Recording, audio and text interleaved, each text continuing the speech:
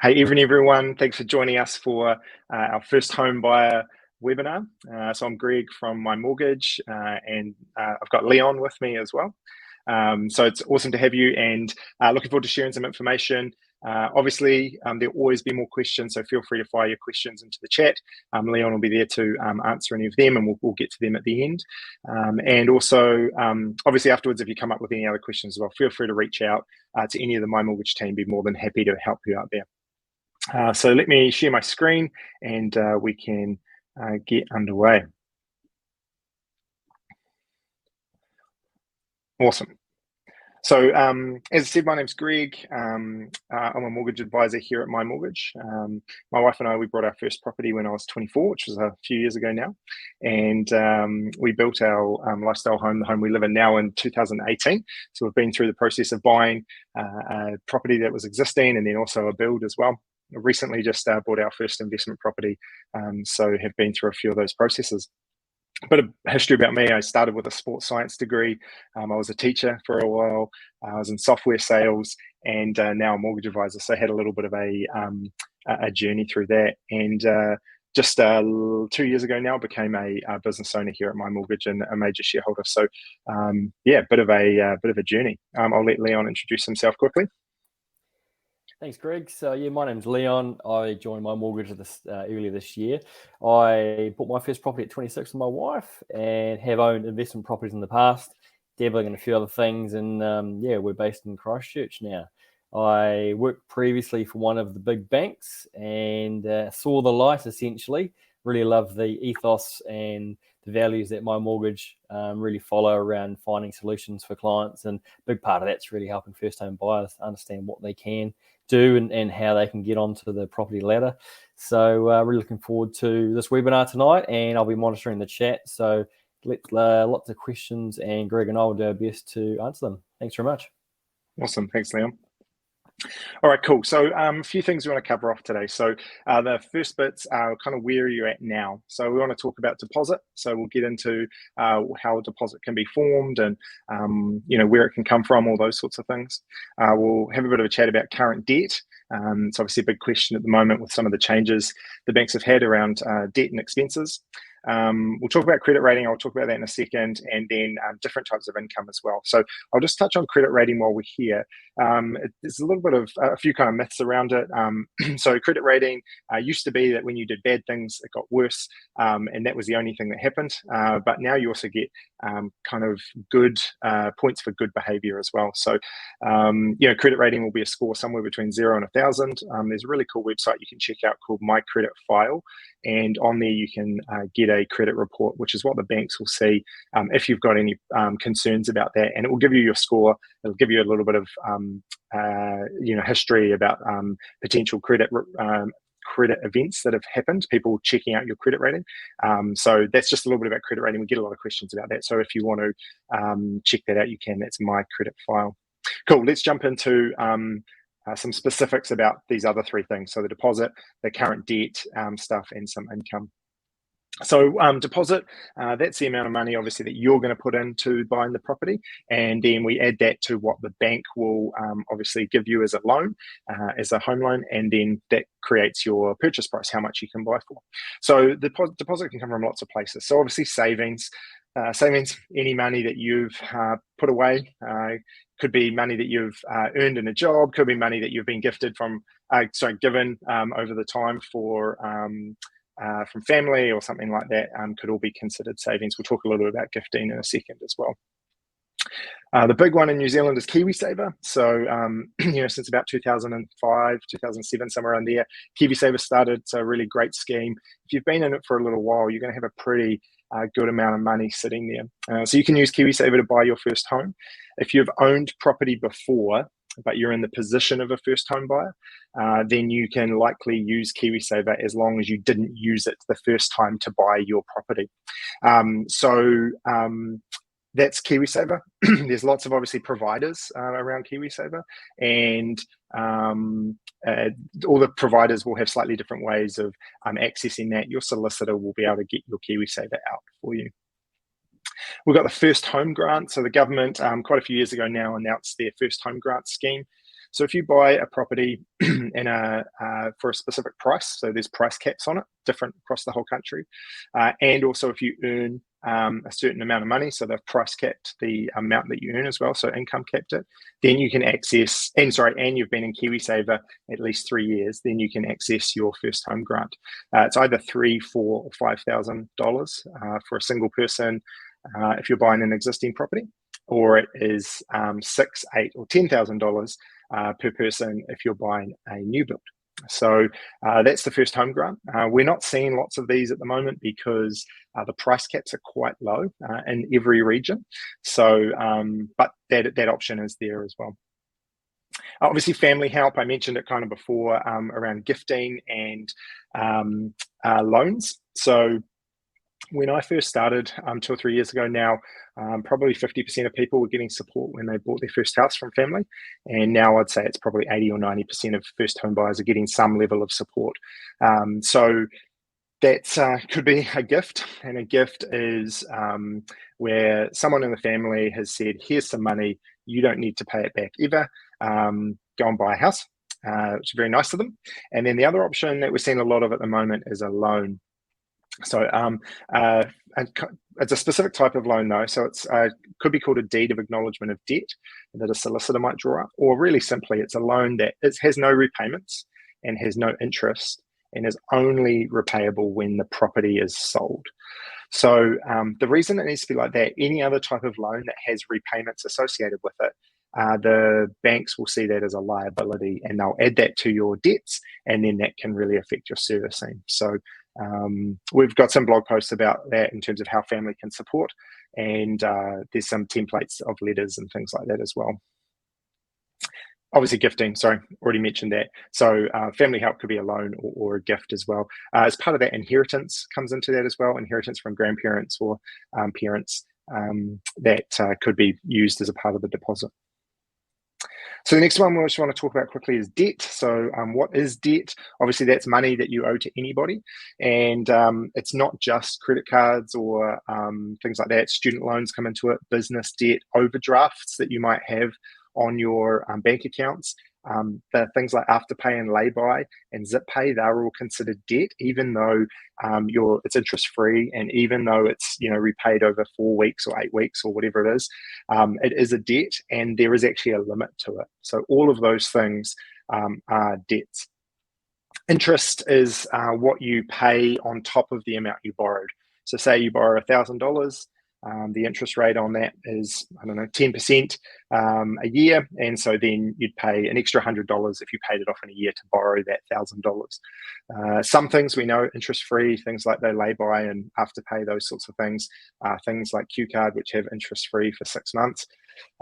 They obviously have fees associated with them, so be really careful. And also, they are free for the length of time, but then the interest rates can get really, really high when they are come out of those interest-free periods. Good debt versus bad debt. There's a few arguments around these sorts of things, but generally we split them into two things. And in good debt, there's normally 3 types of things. So good debt is anything that's going to help you make money or buy an asset that doesn't depreciate, doesn't drop in value. And then bad debt is anything that could be buying you things that will decrease in value. So good debt, home loans, good debt. It's an appreciating asset, an asset that goes up in value. Student loans, good debt, they're helping you get education, which will get you towards earning more money or higher income. And then thirdly, business debt as well. So debt that you might be borrowing for a business and doing something with investing for an appreciating asset.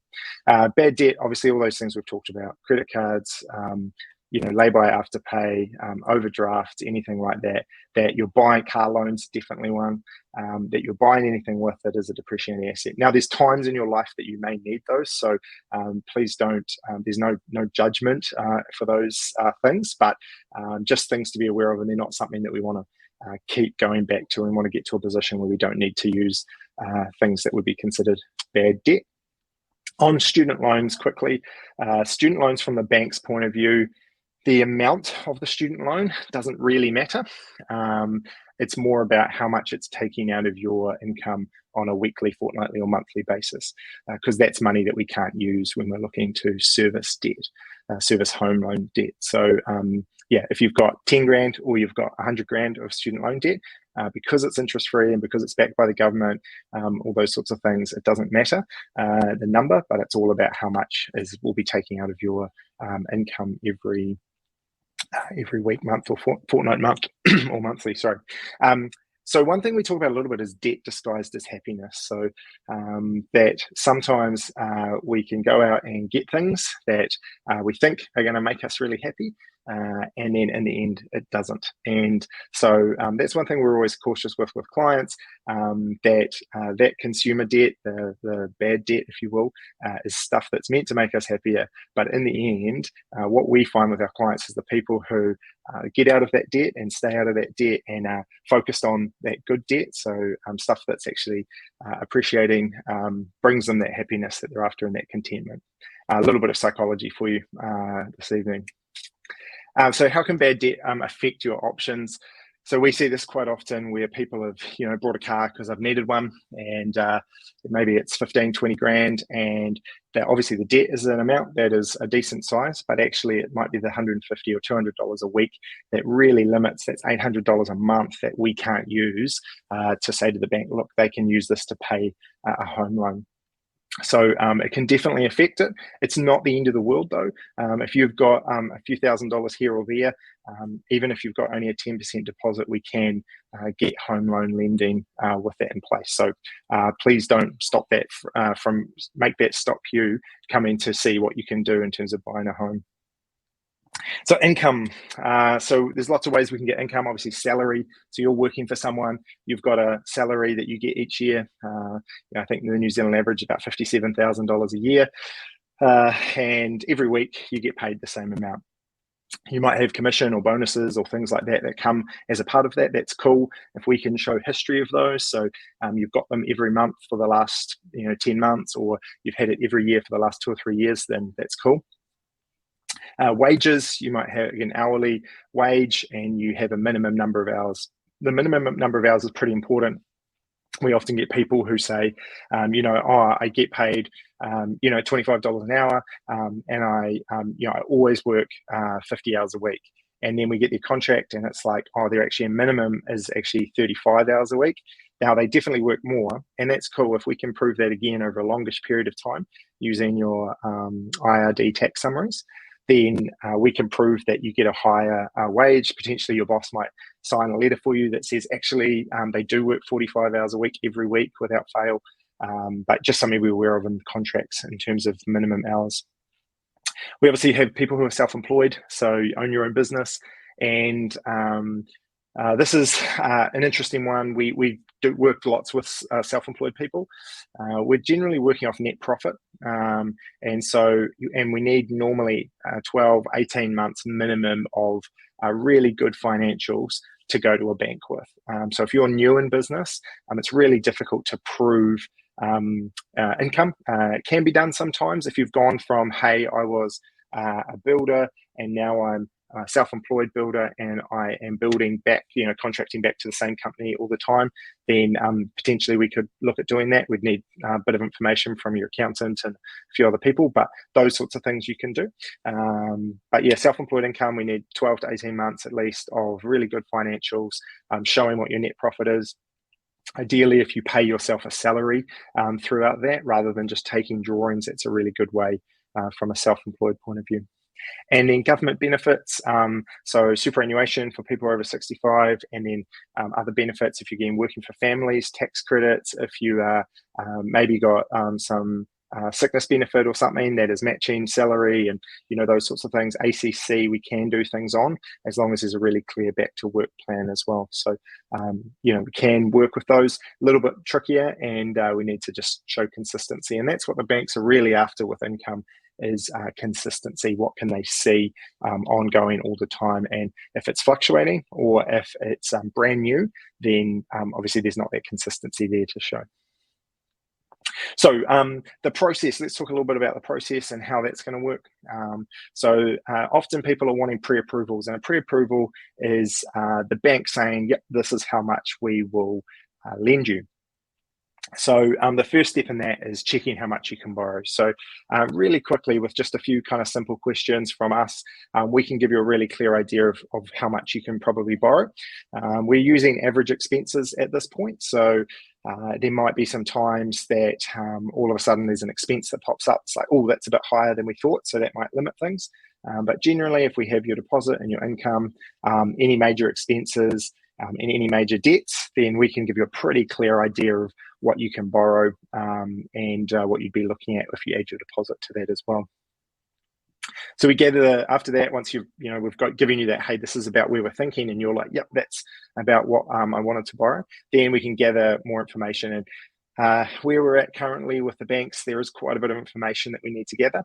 And we often, clients often say, hey, this is quite a bit of information. And my response would always be, if you were lending someone $300,000 or $500,000, you'd probably want to know a little bit about them and their spending habits as well. So generally, we're needing 3 months of bank statements, last 3 pay slips, any documentation about any debts and things like that, some IDs, those kind of things. So that's what we need to get an application together.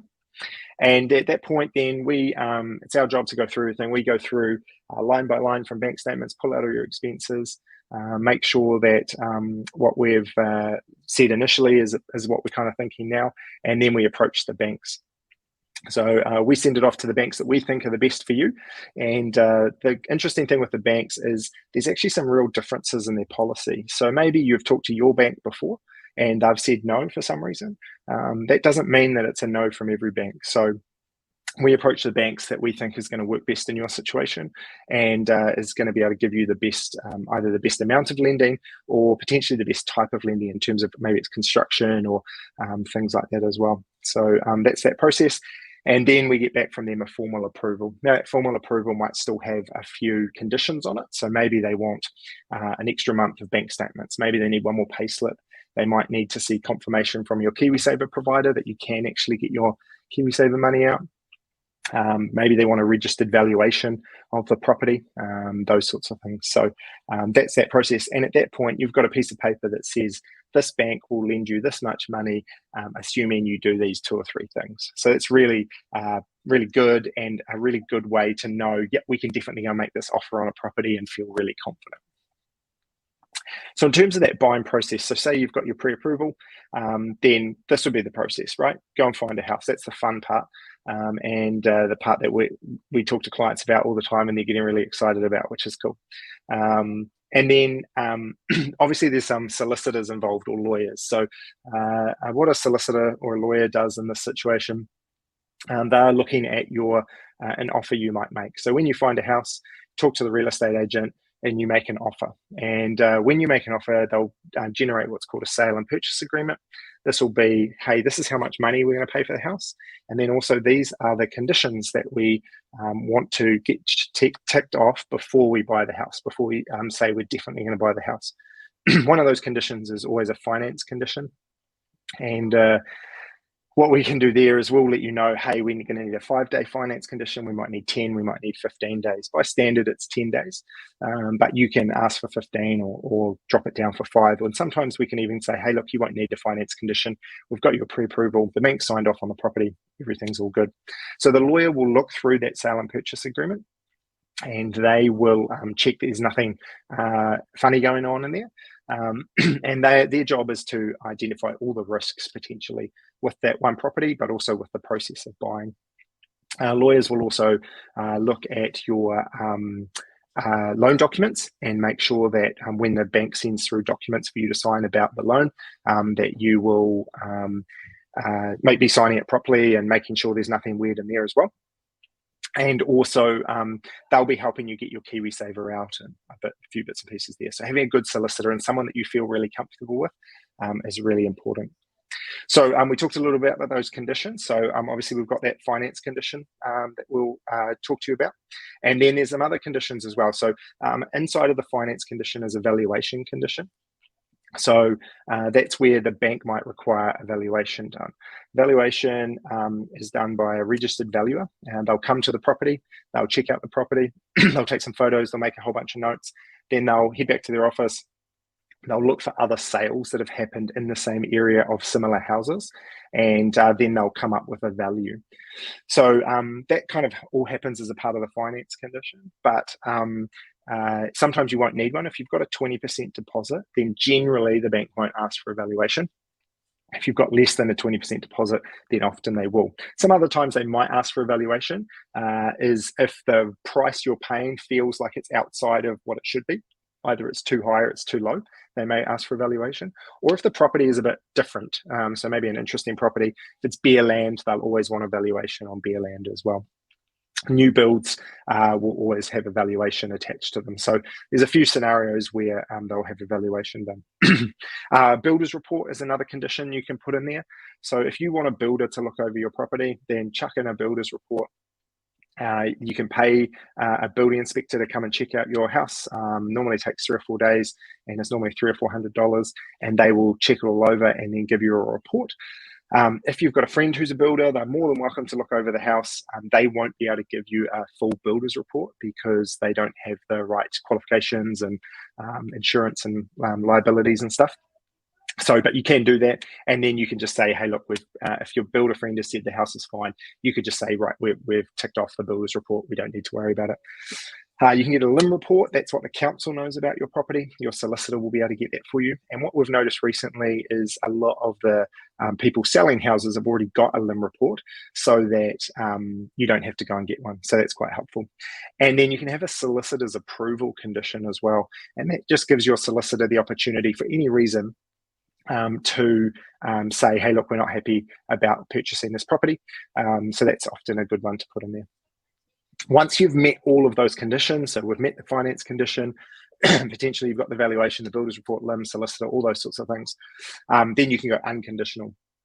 And when you go unconditional, that's you saying, look, we're buying this house. And at that point, you also pay a unconditional day deposit.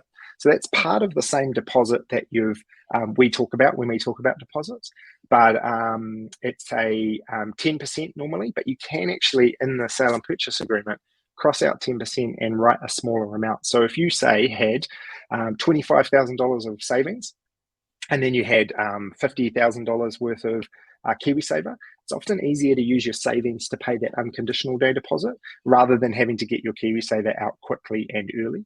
So if that's the case, I would cross out the 10% and just write 25 grand, use your savings to do that, and then your KiwiSaver can just come out on settlement day. Just a little tip there. And then you obviously work towards settlement. Settlement is actually the day you take the keys of the property, and it's your house. That's the day you officially buy it. So it's the exciting day. That's the part we really look forward to as well, because of the time that our clients have been successful, which is great. So just some frequently asked questions. So one of them is, we get asked often is, what are the benefits of a 20% deposit? So you hear a lot about deposit sizes. Maybe you've heard like low LVR lending, things like that. So 20% is ideal. And at that point, there's a lot less restrictions from the bank. So the servicing gets a little bit easier. We can add in some extra things, like you can have border income at 20% deposit. You don't need to get that valuation done. And often you'll get cheaper interest rates as well. So there is some definite benefits for 20% deposits, but for lots of first home buyers, especially with the price of houses at the moment, for lots of our first home buyers, they're coming in with 10, 15% deposits and being successful. So if you don't have a 20% deposit, that's okay. There is lending out there that we can do for you, but there are definitely some benefits with some cheaper interest rates, no valuation, and some extra easier servicing kind of numbers. So if you can get to that 20% deposit, it's definitely helpful. The downside of smaller deposits, obviously it's the opposite of that. You will require a valuation. The servicing will be a bit tighter, and there will be some higher interest rates. So there's some things that the banks have started doing called low equity margins or low equity premiums. So when you have less than a 20% deposit, the bank will either give you slightly higher interest rates, somewhere between 0.35 and 0.75 extra onto your interest rates, or they will add on a one-off fee of 0.35 or 0.75 to your loan, and that can be added onto your loan as well. So that's one of the other downsides to having a smaller deposit. Question we get asked a lot: which bank is best? And my response to that is always whichever bank is going to give you the money that you need. So as I mentioned before, all the banks are different. They all work really well for different people. And just because you've been with a bank for a really long time doesn't mean they're the best bank, and also doesn't mean that they will give you the money. And so actually changing banks might be the best thing for you. However, if we can stay with your bank that you've been with since you were a kid, that's also more than happy to do that. It's not our job to come in and move you banks for the sake of it. But there is no best bank by any stretch of the imagination. And one thing that's becoming really common is buying with friends. So maybe you're just on your own, you don't have a partner, and actually teaming up with someone, maybe a close friend, maybe a close family member, so a brother or sister, could be an option. And yep, that's definitely lots what we're seeing lots of at the moment, and is definitely a really good option. We've got a really good blog post about buying with friends. I think there's a video there as well. Just a few things to think about is what's the exit strategy for you. So everybody at some point will most likely want to go their separate ways. So what's going to happen at that point? What's the time frame look like to do that? And then what's the process going to be? What happens if someone wants out early? All those sorts of things. So you just want to talk about that sort of stuff really early on. The other thing I would say is you want to be 100% comfortable with the person that you're buying with to know everything about your finances. If you're not, then probably it's not the right thing to do. So I would definitely recommend, if you're going to be jumping into buying a property with someone, you want to know everything that's going on in their history, financial history, and all that sort of stuff. And the last one is, when is the best time to buy? And this has been really, we've been asked this a lot in the last few months. So we got asked it a lot straight after COVID hit. When was the best time to buy? My response then was, the best time to buy was yesterday, the next best time is today, and the next best time is tomorrow. And we've been asked it a lot in the last few months as house prices are starting to flatten out, and we've seen in some places drop a little bit. My response is still the same. When you can buy a home, especially if it's for yourself, then now is the best time to buy. And, my story, we brought at the end of 2007, when house prices were at their peak. The next year it dropped by 15%. And I was a beginning school teacher. We had a small child. My wife wasn't working. And, interest rates were at 9.1%. And I thought, we've made a huge mistake here. And but we didn't have to sell the house. We were able to stay in it. We managed through the repayments. And 8 years later, we sold that house for double what we'd paid for it. And we're able to build our house. And then, again, when we built that, we were like, this is, we've built for a lot here. And, now in the last 6 or 7 years, we've doubled in value again, and away we go. So it's just a time thing. If you can hold out through any of those difficult times where prices drop or interest rates go up, it's an appreciating asset, and eventually things will turn around. So the best time to buy is as soon as you can. So last few things. Why to use a mortgage broker? We're free, so we get paid by the banks, which is awesome. It's one of the favorite parts about my job, is that we can help clients out to do what they want, to achieve their goals in property, and we don't have to charge them for it. So we get the same interest rates and the same cash contributions and all that sort of stuff from the banks, but we are free to you, which is great. We give you tailored advice as well. So we're totally independent. We can give you the advice that's specific for you. We find out as much as we can about your situation, find out about your kind of risk profile and the financial attitudes and those sorts of things, and give you the best advice. We look at lots of options, both in banks, in terms of the banks we look at, and also how to get you into a home. So it's definitely not a cookie cutter approach with any mortgage advisor. And we have a really strong team of professionals we work with as well. So we have solicitors, we have real estate agents we refer to, we have property managers if you're eventually looking to invest, all those sorts of things. And also we don't work for the bank, we're on your team.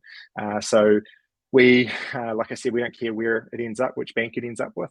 We're trying to get the best result for you so that you can buy your home. So we work for you, not for anyone else. So what's next for you kind of on the journey? So as I said at the start, feel free to reach out to us if you've got any questions. Here's my email address. I'm happy to kind of answer any questions. We can jump on a Zoom call with you whenever you want. We can see where you're at. We can kind of run some of those numbers for you, make a bit of a plan, get you pre-approved if you want. If you're kind of a little bit further down that journey, that could be a good option. Give you advice on that process, refer you through some of those other partners that we work with. So if you want any help, please just sing out. Cool. So we're going to jump back. I think Leon might have some questions that we can go through. And yeah, any questions there, Leon? Hey, Greg. Yeah, we have had a couple that have come through. Can you hear me okay? Yep, all good. Perfect. So first one's just around deposit options. Someone's noticed you hadn't mentioned first home loans or welcome home loans with a 5% deposit, which they've read about. Is that something that's still available for first home buyers? Yeah, totally. So, so as a part of the first home grant that I spoke about, there was also the first home loans. They used to be called the welcome home loans as well. So the government released some options for people with 5% deposits to buy. So yeah, we've done a few of those. The main issue with them is actually those price caps and those income caps as well. Depending on where you are in the country, in most places, I would say 90% of places, they're just too low to be any use to anybody. But we have actually found some people who have been able to do that. So if you are in one of those regions, if you search, it's on the Kind of Order website. If you just search first home loan, it'll come up with the price caps there. I think, Auckland's 650, Wellington's 600 or something. Where we are in the Waikato, it's about 525 is the limit. And any of you who have been looking at houses will know that there's not much around in those kind of locations for those prices. But yep, so there are options. There's only one of the main banks that do it, so Westpac, a few of the kind of minor banks, SBS and Cooperative that do them, but they are definitely options out there. One of my clients has managed to sneak one in Hamilton somehow in the last month, so which was cool. Nice, good result. We've got one around expenses. So someone's just noticed, obviously, a lot of news stories around potential buyers being declined for their having a few too many takeaways or buying things at Kmart. Any tips on how I can manage my expenses to meet the bank's criteria? Yeah, really good question. One thing I'd say about the media is don't listen to them. It's been a little bit of a media beat up, in my opinion. We haven't seen the levels of declines that they are talking about. I heard today 2/3 of all applications are being declined. That's not our experience at all. Maybe that's because our team who are processing all of our applications are awesome, and they get them ready before we send them off. But yeah, in terms of expenses, definitely something to be aware of. So just to give you a little bit of kind of a little history lesson on it. So from December 1st, there was a new piece of legislation called the Triple CFA. Before that, we were able to, and the banks as well, any lender was able to go, cool, these are their expenses at the moment, but actually some of these expenses, when they get a home loan, they'll stop. And so, we always live to our means. So if we've got a home loan repayment that needs to be made, we're going to focus on that and get that done first. So, and then after December 1st, they weren't allowed to kind of use that discretion and say those discretionary expenses will end. So that's where it's kind of caused a few problems. Really early on, they went really harsh. Things like savings and investments were considered expenses, which is ridiculous. We are expecting that from June, start of June, those will be wound back a little bit, and we might be back to where we were in terms of allowing us to have a little bit more discretion about some of the expenses. But in saying that, if you think about it in terms of if you're paying rent, and then if you're able to save, so say you were paying $500 a week rent, and you were able to save another $200 a week, for example, towards a home, then that shows that you can easily cover mortgage repayments of $700 a week. And then that's a really good way that the bank can see, yep, cool, they can cover that. In terms of expenses, yep, you definitely want to be careful that some people are choosing to say, right, we want to buy in 3 months' time, so we're going to be really strict on our spending for the next 3 months. And it's that kind of short-term pain for the long-term gain of being able to buy a property. So 3 months is about the time that the banks are taking like a really good hard look at your bank statements. So if you are concerned, then absolutely take some time to be really cautious about your spending. Some people say, oh, well, I'll just take cash out and spend with cash. That's not the best option. The banks don't love that because they can't see expenses, and if they sometimes they'll just decide the worst for you. Okay, cool, if we can't see expenses, we're just going to decide the worst. So just be careful about that as well. But yep, definitely something to be aware of, and just limiting some of that over the top spending is a really good idea. But there's always other things you can do. It's not saying you can't go and have a coffee on the way to work. We get that that's part of life. So, but yeah, just being careful about the other stuff is probably the best advice. Awesome, that's good. So we have time for a few more questions if anyone wants to get a couple there. One that's came through before we started tonight was around income. So we've got someone that is a contractor. So they regularly have kind of fixed term contracts or short term contracts. How do the banks take those, and what are the options for someone that is a contractor? Yeah, cool. So contracting is an interesting one. So a few things. Obviously, if it's a fixed term contract, if we had a contract that was for a year and we were in month 2 of that, and before that there'd been a contract for a year with the same company, and maybe before that there was another contract for a year, that's showing that consistency. And then, excuse me, we could potentially look at getting some information from the employer who's saying, yep, there's lots of work here where, there's no intention to not continue this contract, those sorts of things. If it was a really short-term contract, so it's maybe only a month or 2, then that's probably we'd need to know, and it's the first time you've had a contract like that, then it's we would need a bit more in terms of either history or consistency moving forward, certainty moving forward. So that's probably the best bit of advice. If you're ever concerned and your employer, the person that you contract to, is like, hey, we could make you an employee, or we could keep you on this contract. If you're looking to buy a home, becoming an employee is easier, totally easier for the banks to get their heads around. But if there's been a long term of contracting and we can show that consistency, then we can definitely still use that income. There will obviously need to be some form of accountants, going through some stuff there, IR3s and tax returns and those sorts of things. But anything to add there, Leon? No, you covered it really well. That's perfect. Thanks, Greg. Good logic with that. I think that looks to be all the questions we've got tonight. Awesome. So I'll leave you to do a wrap up and sign off for the night. And thanks for your efforts there. Some really good words of wisdom and some good advice. And good luck to everyone out there watching. Definitely keen to see how we can help you. And good luck getting into your first home. Awesome. Thanks, Leon. Thanks for your help. Hey, so as Leon said, thanks so much for joining us tonight. We're always just trying to give really helpful, good advice. So if there's any feedback that you've got or anything we didn't cover, feel free to touch base with us. As I mentioned, my email address there, so just greg@mymortgage.co.nz. You can touch base on the website. If you want to book a call on our website on the contact page, there's a button there where you can just drop straight into our calendar and book a call. So feel free to do that as well. Anything we can help with, just let us know. Have a great rest of your evening. Enjoy Friday tomorrow for those of you who are watching live, and we'll look forward to chatting soon. Ka kite.